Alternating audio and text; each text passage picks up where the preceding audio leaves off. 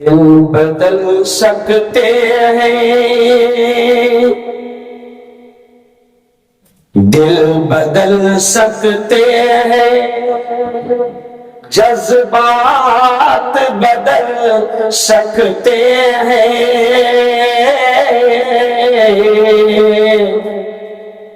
ملک کے فکر و خیالات بدل سکتے ہیں،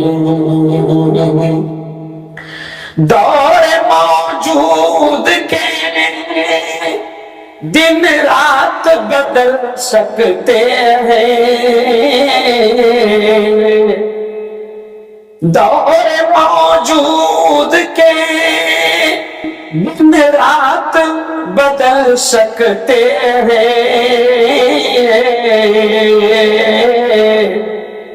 ہم بدل جائیں تو حالات بدل سکتے ہیں، ہم بدل جائیں تو حالات بدل سکتے ہیں۔ سبحان اللہ سبحان اللہ۔ لیکن چلیے آئیے اب میں بالکل فٹافٹ 20 جسے کہتے ہیں، میں اصل میں اپنی بات کو سمیٹوں گا۔ میرے یارو، ابھی آپ جس انداز میں بڑے حضرت جس انداز میں ابھی علماء کرام کی قربانیوں کو بیان کر رہے تھے، یقیناً مولانا الیاس صاحب آپ پر ہم پر ضروری ہے کہ امت کے سامنے علماء کرام کی قربانیوں کو بیان کیا جائے۔ مجھ سے کسی نے کہا ممبئی میں کہاں جا رہے ہو؟ تو میں نے کہا میں آندھرا جا رہا ہوں۔ عنوان کیا ہے؟ تو کہا کہ جنگ آزادی میں مسلمانوں کا کردار۔ تو مولانا انہوں نے مجھ سے کہا کہ بھیا 15 اگست کے بعد بھی قربانیاں بیان کرنا جائز ہے؟ 15 اگست کے بعد؟ تو میں نے کہا ہمارے اکابرین، ہمارے اسلاف، ہمارے علماء، ہمارے بزرگ اور ہماری بہت کی قربانیاں ایسی قربانیاں ہیں کہ میں سمجھتا ہوں کہ یہ ہماری ذمہ داری ہے، ہم پر فرض ہے کہ اس پیارے دیش میں ہم اپنے بزرگوں کی، اپنے علماء کی قربانیوں کو یاد کریں، بیان کریں، چوراہوں پر، گلیوں میں، مسجدوں میں، جمعہ کے خطابات میں۔ میں تو علماء سے بھی کہتا ہوں کہ جمعہ کے خطابات میں بھی اپنے اکابرین کی قربانیوں کو یاد کریں، ذکر کریں۔ ابھی حضرت کہہ رہے تھے نا کہ تاریخ توڑی جا رہی ہے، تاریخ کو توڑ مروڑ کر پیش کیا جا رہا ہے۔ حضرت نے ہمیں ذکر کیا کہ کہیں مولانا ابوالکلام آزاد کا فوٹو میں نے لگایا، تھوڑے دن کے بعد اس کو کونے میں ڈال دیا گیا۔ یعنی آپ سوچیں کہ اس ملک میں باقاعدہ منظم طور پر سازش ہو رہی مشتاق صاحب کہ ہمارے بزرگوں کے ناموں کو ہٹائیں گے، لیکن حضرت پھر بھی ہم بڑے شان سے کہتے ہیں ان لوگوں سے جو ملک میں ہمارے اکابرین کی تاریخ کو اور قربانیوں کو مٹانے کی کوشش کریں، ہم ان ظالموں سے کہتے ہیں کہ تیرے بدن سے نہ تیری آستین سے آئے گی، تیرے بدن سے تیرے آستی سے آئے گی، ہمیں شہید ہوئے ہیں، ہم سے آئے گی۔ بدل رہے ہو جو تاریخ، بدل رہے ہو جو تاریخ، بدل رہے ہو ہمارے خون کی خوشبو زمین سے آئے گی۔ زور سے ہمارے بزرگوں کی قربانیوں کو مٹایا نہیں جا سکتا، ہمارے قربانیوں کو بھلایا نہیں جا سکتا، بلکہ سادے انداز میں مشتاق صاحب اور حضرت سادے انداز میں پھر ایک بات کہہ دوں کہ دیکھو آپ کبھی دہلی گئے؟ دہلی گئے نا؟ دہلی میں انڈیا گیٹ پر چلے جانا۔ اب ذرا دیکھیں میں کیا سمجھانا چاہ رہا ہوں۔ دلی میں انڈیا گیٹ پر جانا اور وہاں بڑا گیٹ ہے، تقریباً 93,000 فریڈم فائٹرز، مجاہدین آزادی اور سوتنتر سینانیوں کے نام لکھتے ہیں۔ وہ مسلمانوں، آندھر کے مسلمانوں، ننیسا کے مسلمانوں، بڑے فخر کے ساتھ ہم کہتے ہیں کہ 93,000 فریڈم فائٹرز کے نام لکھے، مگر ہمیں فخر ہے کہ اتنا مٹانے کے باوجود بھی 93 میں 61,000 مسلمانوں کے نام۔ تب ذرا سوچو مولانا صاحب 93,000 مجاہدین آزادی کے نام ہے، ان 93,000 میں ہمیں فخر ہے کہ 61,000 ہمارے ہیں، تو پرسنٹیج کتنا نکلا؟ ارے بولو نیا کتنا نکلا؟ سوچا آپ 65%، 55%۔ اچھا ہم آتے تھے کہ 10,000 ان لوگوں کے جو SC/ST ہے، 8,000 جو ہے ہمارے سکھ بھائیوں کے ہے، اور کمال کی بات ہے کہ جو ابھی ملک میں ٹھیکیدار بننا چاہتے ہیں، جو ملک کے ٹھیکیدار بننا چاہتے ہیں، کمال کی بات ہے ان کا نام 0 میں بھی نہیں، کوئی پریشانی کی بات نہیں۔ میں نے کہا نا ہمارے خون کی خوشبو سمیع سے آئے گی۔ ارے بھارت کی اوریجنل تاریخ، ہندوستان کی اوریجنل تاریخ کبھی بھی نہیں کیا ہے، اور ہندوستان کی اوریجنل تاریخ میں لکھا ہے کہ ہمارے بزرگوں نے، ہمارے علماء نے ایک عالم، ایک امام، مسجد کا امام، مدرسے میں قرآن پڑھانے والا، جس کے بارے میں کہا جاتا ہے العلماء ورثۃ الانبیاء، علماء انبیاء کے وارث ہے۔ اے میرے مسلمان بھائیوں، اللہ کی قسم ایسے لاکھوں انبیاء کے وارثوں نے اس دیش کی آزادی کے لیے قربانیاں پیش کی ہے۔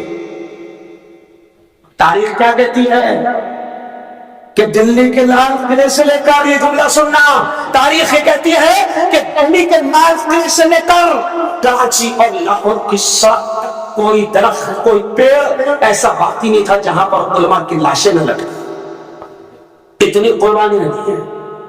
ہمارے یہاں ایک شاعر مشتاق ساحل صاحب، حافظ مشتاق ساحل، انہوں نے بڑا پیارا شعر کہا ہمارے اکابرین کی اس قربانی کو کہ دہلی کے لال قلعے سے لے کر لاہور کی سڑک تک علماء کی لاشیں لٹکی تھی، تو ہمارے حافظ صاحب کہتے ہیں کہ وہ کلیاں بھی ہماری تھیں، گلے تر بھی ہمارے تھے، وہ کلیاں بھی ہماری تھیں، گلے تر بھی ہمارے تھے، چمن میں ہر طرف بکھرے ہوئے ہمارے تھے۔ ہمیں دہلی سے لے کر سرحد لاہور ساحل، ہزاروں پیڑ پر لٹکے ہوئے سر بھی ہمارے تھے۔ قربانیاں ہوئی، نعرے تکبیر، اللہ اکبر، جمعیت علماء ہند زندہ باد۔ اور مفتی ہارون صاحب ابھی حضرت ذکر کر رہے ہیں جمعیت علماء ہند۔ جمعیت علماء ہند کو انگریز بھی جانتے ہیں بہت اچھے طریقے سے، اور جو انگریز کالے انگریز باقی ہیں وہ بھی اچھے طریقے سے، ارے بولو، جانتے ہیں۔ یہ جمعیت علماء ہند پوری تاریخ ہے، پوری ہسٹری ہے۔ یہ دارالعلوم دیوبند جس کو آج کبھی کچھ میڈیا والے، کچھ نالائق کبھی آتے بتاتے ہیں، اگر ان نالائقوں کو یہ پتہ نہیں ہے کہ دارالعلوم دیوبند سے سوتنتر سینانی اور مجاہدین آزادی پیدا ہوئے، سن لو دارالعلوم دیوبند کی بنیادوں میں ایک اہم مقصد یہ بھی تھا بنیاد کا کہ یہاں مجاہدین آزادی کو تیار کیا جائے، تو مدرسوں سے تو مجاہدین آزادی پیدا ہوئے۔ اچھا تاریخ میں آپ نے یہ بھی سنا ہوگا کہ تقریباً اگر یہ کہا جائے تو شاید غلط ہوگا کہ 150 سال تک تو اکیلے مسلمان ہی اس آزادی کی لڑائی کو لڑ رہے ہیں، مشترکہ لڑائی تو بعد میں ہوئی۔ اب کسی نے سوال کیا کہ بھیا مسلمانوں کا یہ ذکر کیوں آپ کرتے ہیں، 150 سال تک کے اکیلے تنہا مسلمان ہی کیوں لڑ رہے تھے؟ تو اس کا سادہ جواب مولانا الیاس صاحب ہم یہ دیتے ہیں کہ بھیا ملک انگریزوں نے لیا تھا کس سے؟ ارے بولو نا یار، مسلمانوں سے۔ تو 700-800 سال تک حکومت کرنے والی قوم، اس سے ملک چھینا گیا تو غلامی کا احساس تو اسی قوم کو تھا نا جس سے چھین گیا۔ جو پہلے سے غلام تھے ان کو کہاں سے غلامی کا احساس ہوگا؟ تو اس قوم نے 100-150 سال تک تنہا ملک کی آزادی کی لڑائی ہوئی، اور داڑھی والے، ٹوپی والے، مسجدوں میں نماز پڑھانے والے انگریزوں کو اتنی نفرت ہو گئی تھی کہ جب انگریزوں کو یہاں سے رپورٹ گئی کہ ہندوستان میں یہ داڑھی ٹوپی والے، یہ علماء بڑا پریشان کر رہے ہیں، ان کے رہتے ہوئے آزادی، ان کے رہتے ہوئے ملک پہ حکومت کرنا بڑا مشکل ہے، تو انگریزوں کے ابا نے وہاں سے آدیش، آرڈر دے دیا कि उलमा को मारो, उलमा को फांसी दो। अब यहाँ के लोगों ने लिखा, अंग्रेज को बताया कि समझ में नहीं आता आलिम कौन है, मुफ्ती कौन है, तो ऊपर से अब्बा का ऑर्डर आया कि दाढ़ी टोपी वाला जो भी दिखेगा लटका लो। कौन दिखेगा? अरे बोलो, दाढ़ी टोपी वाला। तो मैं हंसते हंसते एक जुमला ये भी कहता हूँ हजरत, कि उस जमाने में भी गोरे अंग्रेजों को देखकर, किनको देखकर तकलीफ होती थी? समझ गए सारा? दाढ़ी टोपी वालों को अंग्रेज देखते थे तो गुस्सा होते थे। आज भी अगर जिनको दाढ़ी टोपी देखकर गुस्सा होते होंगे, जिनको गुस्सा आता होगा, उनका डीएनए टेस्ट किया जाए। नहीं समझे शायद? जिनको आज भी दाढ़ी टोपी वालों को देखकर गुस्सा आता हो तो मुझे यकीन है उनका डीएनए टेस्ट किया जाए, अंग्रेजों की औलाद निकलेगी। और मेरे यारों, और मिलने वाले को मुझे अभी किसी की हजरत ने बड़ी तफसील से बता दी और मुश्ताक साहब ने बता दी, इससे ऊपर ऊपर खेल रहा हूँ, मैं ज्यादा आपको तारीख की डीप में नहीं कहूँगा। सिर्फ मैं आपसे इतना कहूँगा कि ये मुल्क जमीयत उलमा ने उस वक्त भी इस मुल्क को गोरे अंग्रेजों से बचाया था, और आज भी ये जुमला सुनो, आज भी जमीयत उलमा उस वक्त इस मुल्क को गोरे अंग्रेजों से बचा रही थी, और आज जमीयत उलमा उन काले अंग्रेजों से बचाने की कोशिश कर रही है जो देश में नफरतें पैदा करने का काम कर रही है। भाई तकबीर, जमीयत उलमा हिंद जिंदाबाद, जमीयत उलमा हिंद जिंदाबाद। जरा ध्यान दे मेरी बात पर। अंग्रेजों का उसूल क्या था? देखे मौलाना, अंग्रेजों का स्टाइल क्या था? डिवाइड एंड रोल, लड़ाओ और राज करो। अंग्रेजों को मालूम था हिंदू मुसलमान एक हो जाएंगे तो क्या मसला पैदा होगा, इसलिए अंग्रेजों ने पॉलिसी इख्तियार की थी डिवाइड एंड रूल, यानी हिंदुओं को और मुसलमानों को आपस में लड़ाओ, एक मत होने दो, लड़ाओ और राज करो।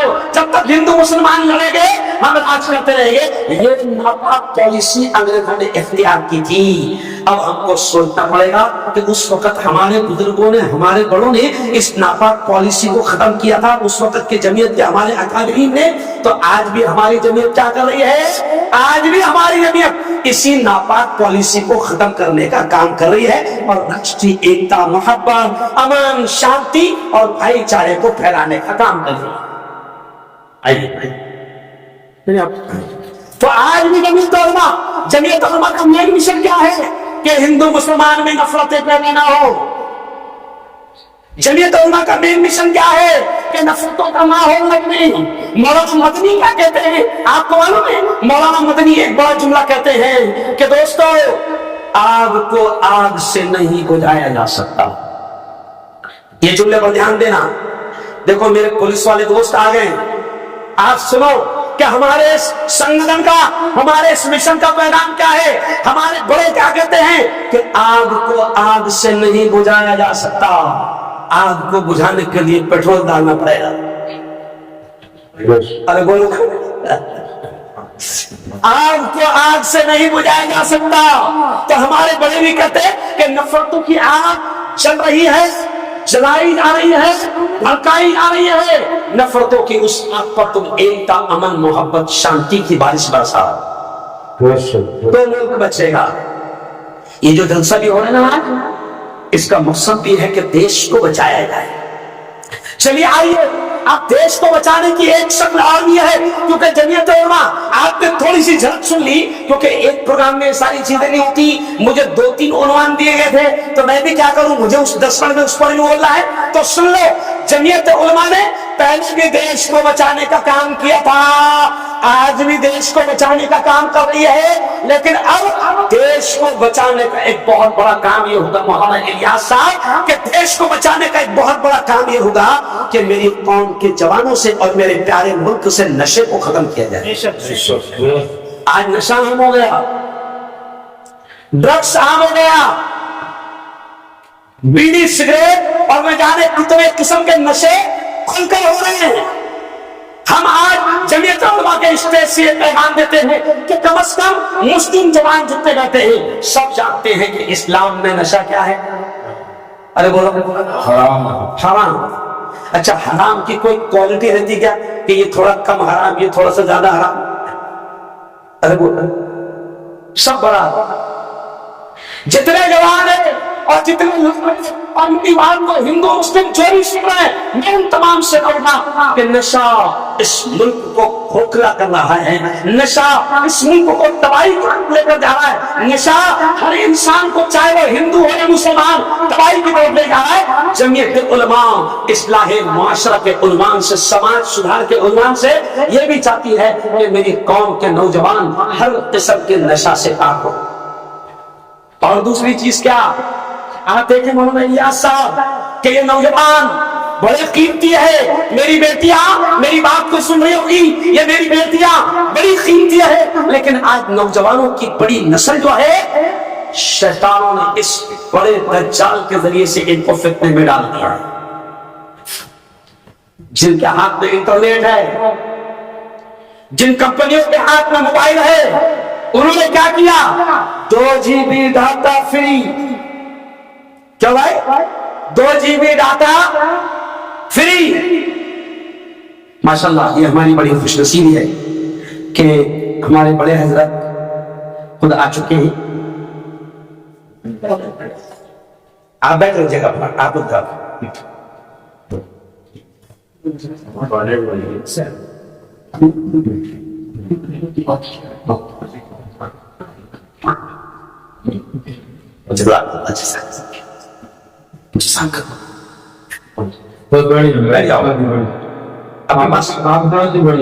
وقت کم ہے اپنے پاس 10-15 منٹ بیٹھ جائیے.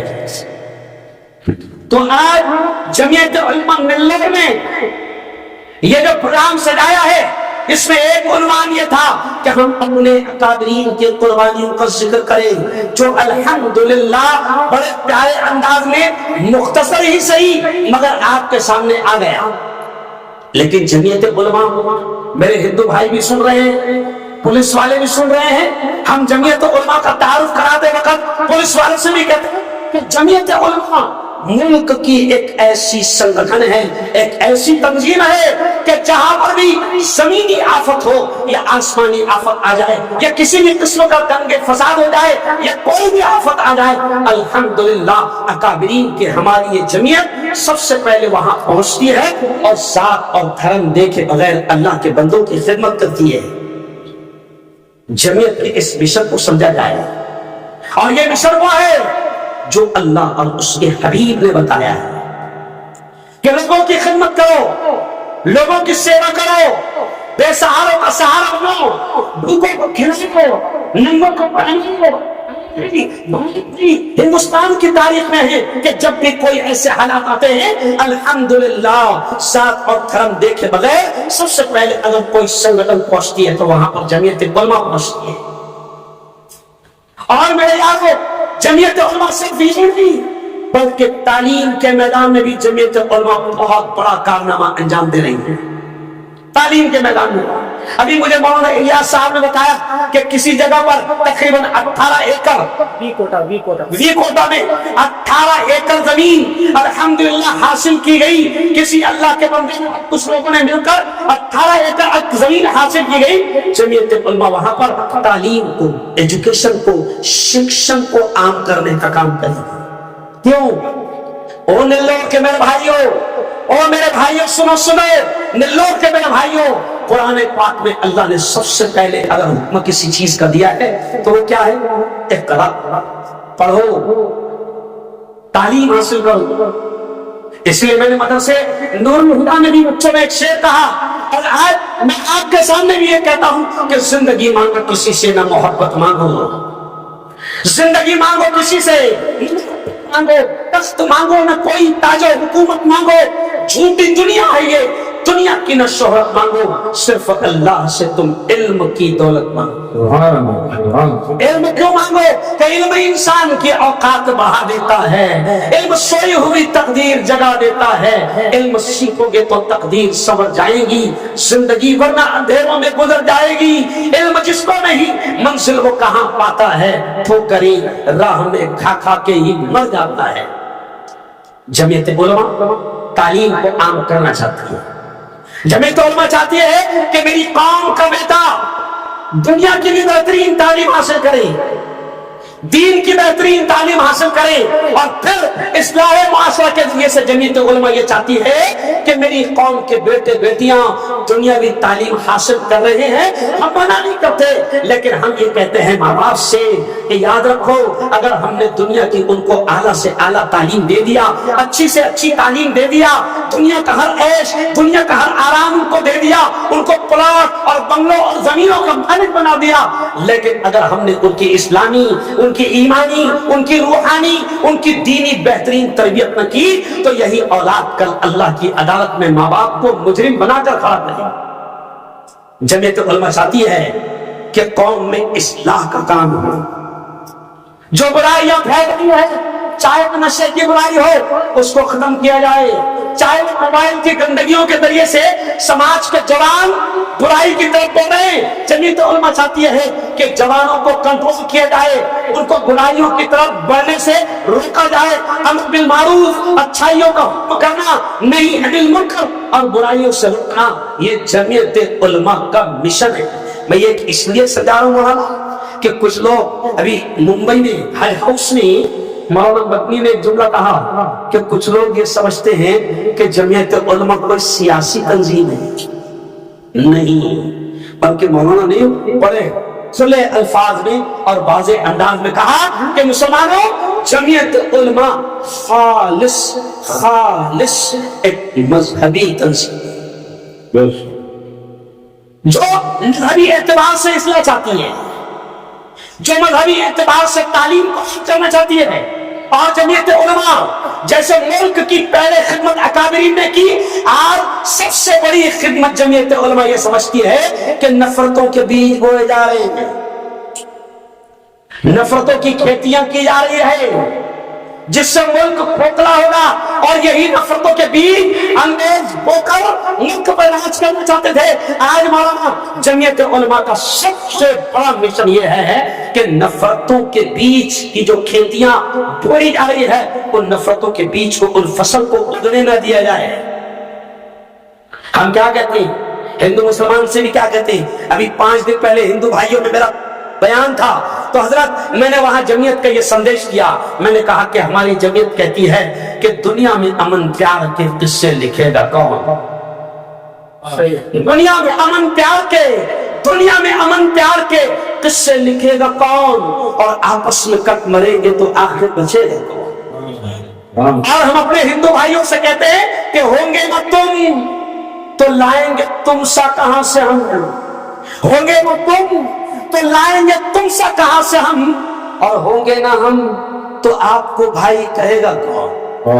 ہم کہتے ہیں کہ حویلی جھوپڑی سب کا مقدر پھوٹ جائے گا، حویلی جھوپڑی سب کا مقدر پھوٹ جائے گا، اگر یہ ساتھ ہندو اور مسلم چھوٹ جائے گا، ارے دعا کرو یہ پیار کے رشتے رہے قائم، یہ رشتے ٹوٹ جائیں گے تو بھارت ٹوٹ جائے گا۔